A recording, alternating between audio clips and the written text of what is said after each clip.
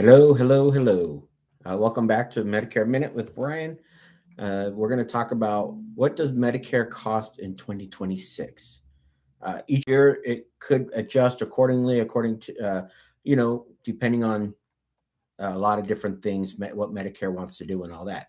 So, what we're going to do is try and make it as simple as possible, and we are going to I'm going to tell you how much each part of Medicare, Part A, Part B, Part C, and Part D may cost, and also not only how much they cost, but also their deductible. And we're just going to do original Medicare for now, just because it does change whether you stay on original Medicare, go to Medicare supplemental plans, or you have a Medicare Advantage plan.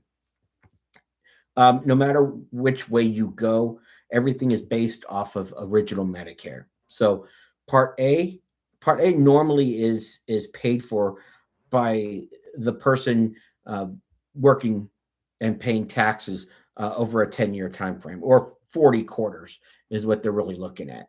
But there are some times when you wouldn't have the 40 quarters, or your spouse wouldn't have the 40 quarters, uh, that you may have to pay for it and all that. So if that was the case, it depends on some other things, but it could be um, fairly expensive as far as on the monthly basis.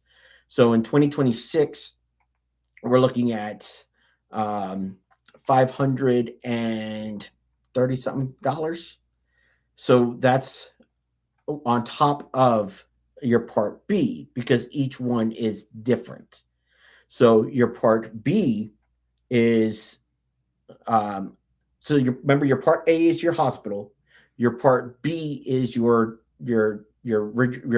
primary care provider, your outpatient stuff, and your specialist. So keeping those separate, this is your hospital. And so if inpatient hospital deductible for 2026 is $1,736 per, and this is how they put it.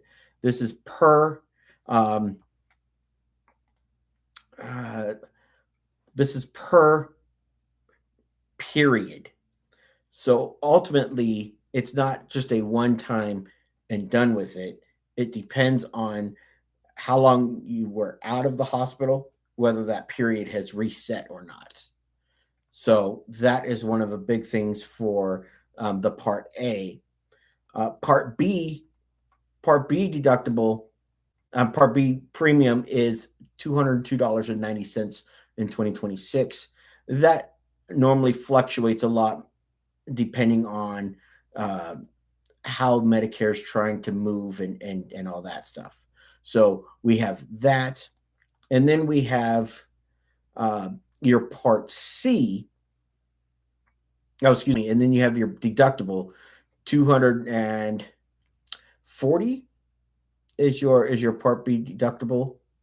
Um, and then it would go into uh, uh, that's when you would start uh, your regular payments, but that would have to be paid prior to anything to be taken out. And then you have your Part C, and Part C could be $0, or it could be up to $100, $200, depending on where you're at, your zip code, and everything else. And so there's a lot of variations that go on with that. Then you have your Part D. Your Part D alone is it varies as well, because it's part of it's on a private plan. You have your Aetna, Cignas, Humanas, United Healthcares, and all that. Those are the ones that do your Part D. And so it depends on kind of where you want to go and how you want to pay for your health care. That's going to be depend on which way you're going to go. You stay on original Medicare, which I am not a fan of, and then you have your supplemental plans, and then you have your advantage plans to be able to absorb um, some of that deductibles, and some of all that other stuff. And there's also plans that have your Part B give back, which returns some of your Part B premium.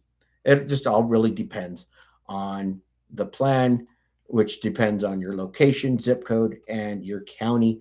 A lot of different things, but at the end of the day, it's a lot to worry about. If you have any questions, if you have any concerns, if you want some help, we're here to help you. Reach out to us. 915-228-4866 is our phone number, and we'll be able to help you out. See you on the next one.